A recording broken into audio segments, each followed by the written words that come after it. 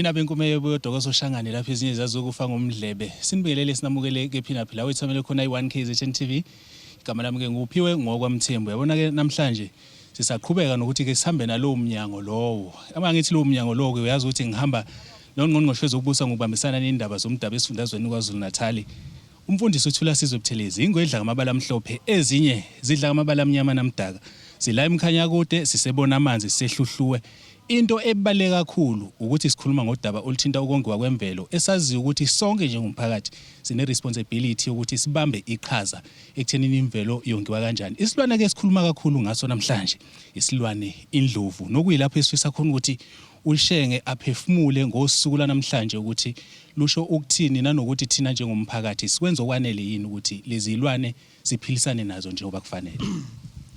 Silapha namhlanje njengomnyango wakwaCocta kule ngqungquthela esemqoka kabi ehlelwe umnyango kazwelonke wezokongiwa kwemvelo namahlathi njoba kukhona umhlonishwa uNarendra Singh okuyena ongusihlalo wale ngqungquthela. Sizokhuluma ke ikakhulukazi ngokongiwa kwemvelo. Phakathi kwethu kunamakhosi, kukhona ongqongqoshe abaqhamuka kwezinye izifundazwe njengo North West, kukhona bezemvelo, kukhona nomphakathi. Ngoba sizogcizelela ukuthi umphakathi kumele uhlalisane ngokuthula nemvelo ikakhulukazi ilwane. Njoba silapha nje sikhuluma ngeindlovu. Siyazi ukuthi indlovu lapha kithi kwaZulu isilwane esemqoka nesihlonishwayo. Kodwa nathi njengemphakathi yalapha emakhosi singakwazi ukuthi siyiphilise ngokongiwa kwemvelo. Okukhathaza kakhulu ke sikuzwayo kule ngqungquthela ukuthi abantu banqamula ingcingo, tholakale indlovu seyisemphakathini zilimaze impahla. Siyaxwayisa lokho, siyakhuza ukuthi abantu abapheze ukunqamula ingcingo, kodwa babambisane neziphathimandla njengezemvelo ukuze kwazi ukuthi lo mnotho ongaka olethwa ilwane ukwazi ukusimamisa indawo zakithi. Kunabantu abaqhamuka phesheya abafika lapha bezobuka nje ilwane ngoba azikho phesheya. Ngakho ke le ngqungquthela izohamba ibanga elide eqiniseni amaxhama okuxhumana phakathi kwamakhosi nemphakathi nokuthi kongiwe imvelo jikelele eindaweni zakithi. I think it takes a lot of educating our children, educating people that live around reserves. But at the same time, I've realized that if communities cannot benefit from wildlife, from tourism opportunities and other opportunities that may arise, then we won't be doing justice to communities. I've always realized that sometimes communities used to tell me when I was MEC 20 years ago that we see all these lovely vehicles going into this area and coming out. This was our area once, and what are they doing there? So they need to know, they need to have economic benefits and shares and equity in some of these reserves that we have.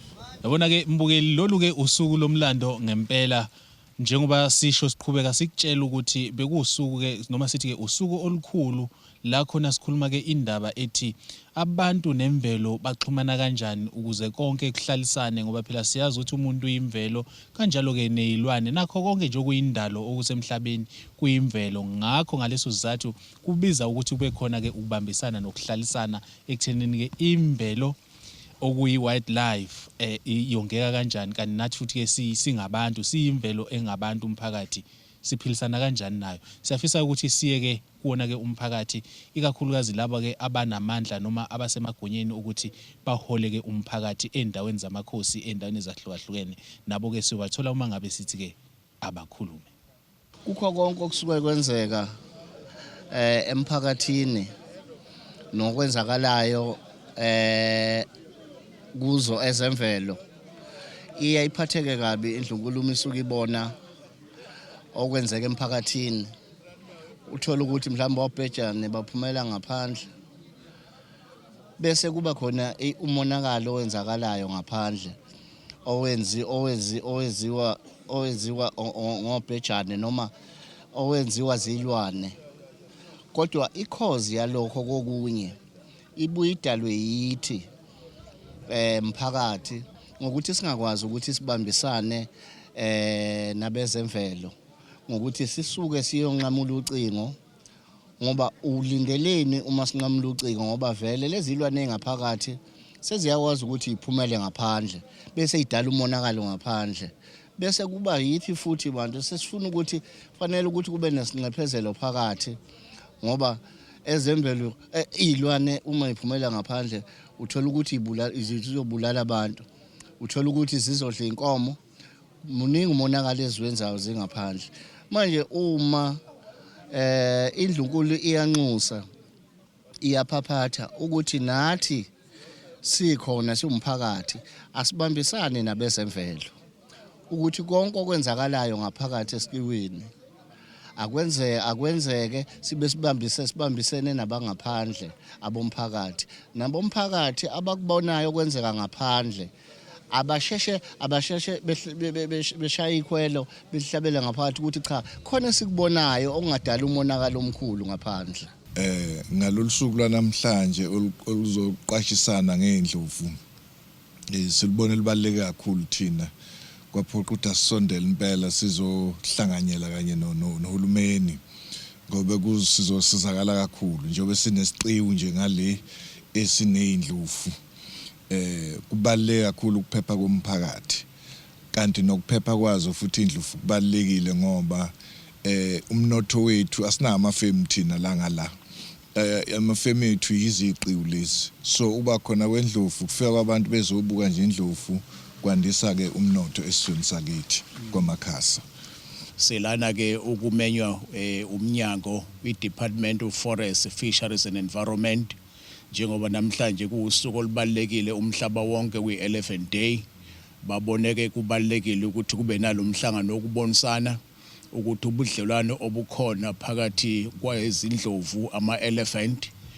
nomphakathi bungaqinisekiswa kanjani ukuthi buseve ukuya phambili uzokhumbula ukuthi ukuba khona kwazo kuminca mbili kwesinye isikhathi abantu abaphila abezendawubuko bayakwazi ukuthi basilekelele ngazo okokuqala okwesibili kube khona udaba lokuthi ziphinde idayise futhi kwamanye amazwe kubalekile ukuthi ke kuba khona kwazo kube yinto esikwazi kuyiseva kakhulu la eNingizimu Afrika lokho ke umhlangano uhlangene la ukuzosho lokho let's work together as parties kulomhlangano kukhona usekela ngqongqoshe wawo lomnyango umnomzana uSingh kukhona uMEC wakhokta in the province nabo bonke nje abasingathi ama-department ehlukene kakhulukazi ama-role players kulona lolu daba esikhuluma ngalo namhlanje.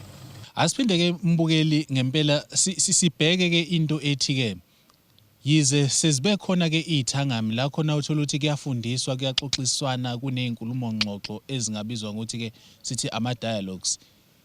Kungakanani ke ngempela ukufundiseka komphakathi ekuthenini ke ukwazi ukuthi uyiphathe ngendlela ke okuyiyona ekuthenini ke ukwazi ukonga imvelo ukuze ngempela lemvelo okuyiyona okubizwa ukuthi yongiwe ukuze nesizukulwane esizawaswazi ukuthi sifice kube ukuthi yongeka ngendlela ke okuyiyo nakho konke lokho futhi siyophinde sikutholeke kuwona umphakathi uma ngabe sithi ke abakhulumi. No empeleni ukhuluma nje iqiniso ngeke ngisho ukuthi senza ngokwanele like 100% akakafiki 100% kodwa ke siyafisa ukuthi ugcine kufikile 100% ekuthenini si-understand ekongweni kwemvelo ngoba esisikwenze ngalena kwamakhasa sinalo uhlelo manje esiluqala einganeni ezincane kune-organization ebizwa nge-World Impact esilekelele ekuthenini ithathe izingane zesikole ihambise laphana esiqiwini ifundise ngalezi zilwane ngoba sibuka ukuthi masikutshala manje kulabo abancane buthi bakhula kusho ukuthi abantu abaningi bobe sebefundisekile kakhulu ngokwemvelo. Ngithina njengabaholi bendabuko nabantu esihleli nabo esibheka abantu endaweni egameni lesilo okuyithina futhi esibheka abantu abagcina benza esingathi kungaphambana nomthetho ekutheni babulale izindlovu ukuba khona kwethu la sicabanga ukuthi kuqinisekisa ivuso lokuthi uhulumeni uyakwazi ukusebenzisana nabantu uma ememe nama representative obukhosi ukuthi azoba khona okuyothi nxashana sibona abantu besilo noma benkosi on the ground bengaba nobudlelwano ongebuhle nendlovu sikwazi ukukhuza lokho ngoba leso silwane indlovu uqobo ibaleke kakhulu ukuba khona ukuqinisekisa ukuthi ezemvelo ziyongiwa eNingizimu Afrika ngoba zingenye yomgogodla womnotho walelizwe. Enhlizweni abantu imvelo bayihlonipha. Kodwa ngokwezimo zokuphila ngoba mangabe sikhuluma ngemvelo ngoba umuntu naye imvelo unasi isigaba lesesithi uyadinga nayo ukuphila udinga ukuthi ondleke. Sigcina sesikuziba lokho okufanele kube yikhona konke imvelo sithi angihambe ngiyozama ubhejana ukuze ngikwazi ukuthola ukuthi ngiphila kanjani nami ngongeke njengemvelo. So ilezo zinto engithi mangiyibuka ngithi asikwenzi ngokwanele ukuvikela imvelo ehlanganisa nayo umuntu ngaphakathi ukuthi i-sustainability yakhe umuntu ne-protection of wildlife nokunye sikwenza kanjani ukuze kuhlangane kuvikeleke kokubili. Ilokho ukuthi yonke leyo mkhankaso ikufanele ngempela mangabe sikubuka sikuhlalele phansi sikuhlaziye nabaholi nama-department akhona ukuthi kwenzeka kanjani ukuthi ungahlangana bavikeleke bobabili. Sheke ngifisa nje ukuthi sesiphetha ngaphambi kokuthi sikudedele sibheke ukuthi umphakathi noma thina njengomphakathi senza okwanele yini ekuthenini lemvelo okuyiyona ufanele siyilondolozele isizukulwane esizayo sikwenza okwanele ukuthi noma sifundiseke ngokwanele ukuthi kufanele siyonge kanjani ukuze sikwazi ukuthi siphilisane nayo. Ikhona imizamo enziwa imphakathi ukulondoloza imvelo. Kodwa kusobala ukuthi kumele senze okuningi okudlulileyo njengoba sibona ukuthi imvelo eindaweni eziningi iyahlukumezeka ngenxa yobudedengu bethu njengomphakathi. Ngakho ke ilokhu esizokhuluma njengezihloko ukuthi siphilisana kanjani nemvelo ukuze imvelo ilondolozeke nathi njengabantu nemphakathi sikwazi ukuyiphilisa. Shenge siyathokoza. Siyathokoza. Yini nabakasuba singongobele nyakana siboboka umuntu yakuzizwa indaba usikhipha mbila kulaleni esiqhotsheni kwaceza undaba ohlome ehlathini obenjengohlanya umphayelela ngalingakaphumi kwandunu lithe uma liphuma nengazi zamadoda siliquqisa kanjalo ke uhlelo besithi abakhulume sisehluhluwe semkhanya kude indawo esikuyona isebona amanzi nokuyilapho khona ke besinomhlangano ke omkhulu okhuluma ngokongiwa kwemvelo okhuluma kakhulu ugxile ke esilwaneni ke indlovu. Igama lami kuphiwe ngokwamthembu uncede inyoni incane yasha amaphiko yandiza. Ngivumeleni ngiguqe esigoqweni sonke siyothi sukuma kube kusuluzayo inkosi inibusise.